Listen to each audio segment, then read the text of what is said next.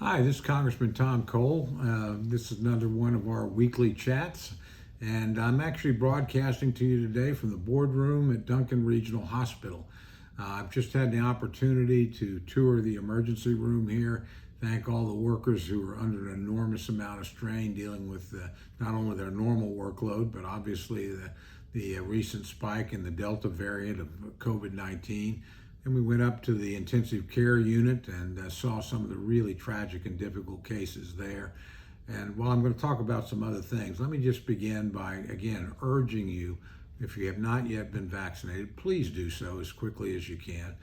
We're in a period right now where literally 97% of the people that catch COVID and ultimately die of COVID are people that haven't had the opportunity to take the vaccination. So I can assure you, as someone who took the vaccination early and whose wife and child is also taking it, it's safe, it's effective, and it's very important for you and your loved ones that you do this as quickly as you can. It'll protect you and keep you there for them. It'll protect your families, protect your friends and neighbors. So if you possibly can, do it.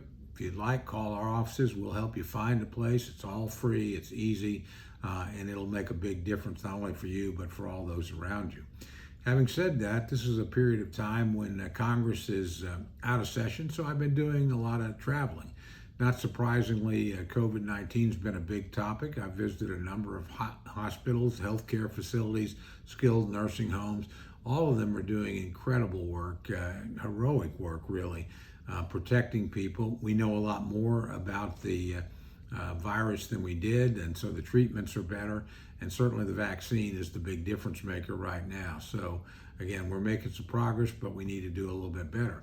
I've also had the opportunity to visit with a lot of business people, and I have to tell you, I'm enormously impressed with the resilience of American entrepreneurs, small business people, and major corporations.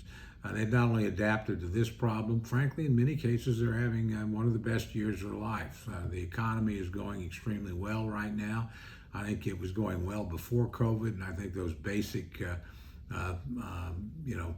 forces are still in place, and we're moving ahead. So that's good news. I'm also hearing a lot about Afghanistan over the last few days, in particular. What's happened there is a tragedy. There's profound differences of opinion as to whether or not we should have stayed in Afghanistan or not, but there's no difference of opinion, I can tell you, in the 4th District about how botched the evacuation has been. People ask me, why did the military come out first rather than last? Shouldn't have you gotten all the people out before we took troops out, because we're now having to send troops back in? That's a pretty good question. People wonder why we didn't keep Bagram Air Force Base, where we could have had complete air superiority over all of Iraq. We would have a much more protected facility with easier access to Americans. Again, that's a hard question to answer. So I think there's a universal opinion, no matter whether you thought we should be there or stay there.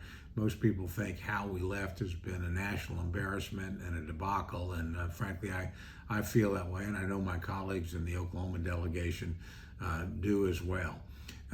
We're also getting ready to go back to Congress next week, and it's very uncertain as to what we'll be doing.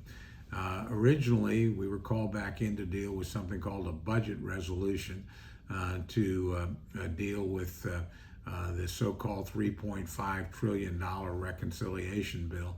We've also been called back in, or could be, to deal with the so-called bipartisan infrastructure package.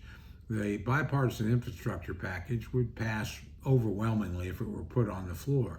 But Speaker Pelosi said, I'm not putting it on the floor until I know we have enough votes in the Senate and House to pass the $3.5 trillion, much bigger bill.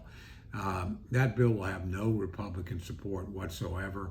It dramatically increases taxes on corporations and businesses. It dramatically increases the estate taxes in ways that will make it very difficult for family farms and ranches and small businesses to be passed on to heirs.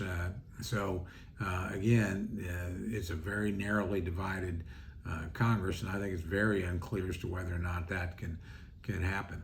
Finally, I've had the opportunity to visit quite a few federal installations in my district, particularly Tinker Air Force Base and Fort Sill Army post.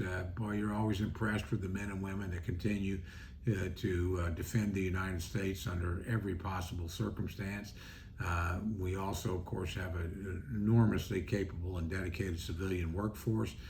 Had a chance to visit with some of the leadership of the Mike Monroney Center, the FAA Center in Oklahoma City. That's not in my district, but a lot of the workers are, and the work they do there is absolutely vital.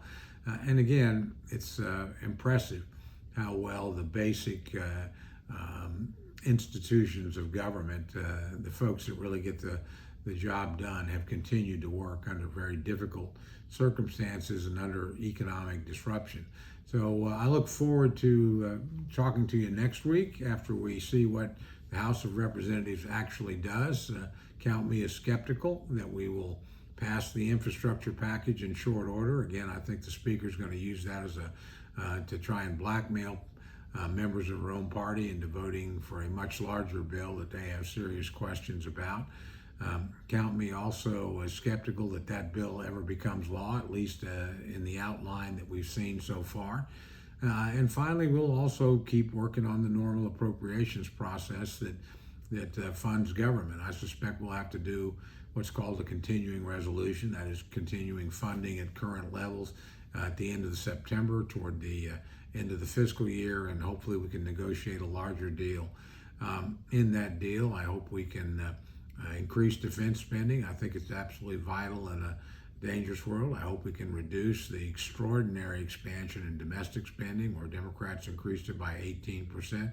And finally, it's critical that we restore the pro-life protections that are in appropriations bills. Democrats stripped all those out, as you may recall from one of my recent weekly chats.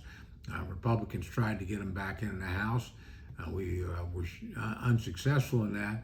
But we've told our Democratic friends that until those things are restored, those pro-life protections, we will not be supporting appropriations bills. So hopefully that'll bring them to their senses. And again, we'll get a more balanced appropriation product with the traditional bipartisan protections that limit taxpayer funding of abortion back in place. So with that, I just wish you well. Take care, look after your families, and again, I'm going to end where I started. If you possibly can, please go get vaccinated. It's very important that you do so. I've seen some pretty tough examples today and on other days in hospitals of folks that I know now wish they had been vaccinated. They're going through a difficult time.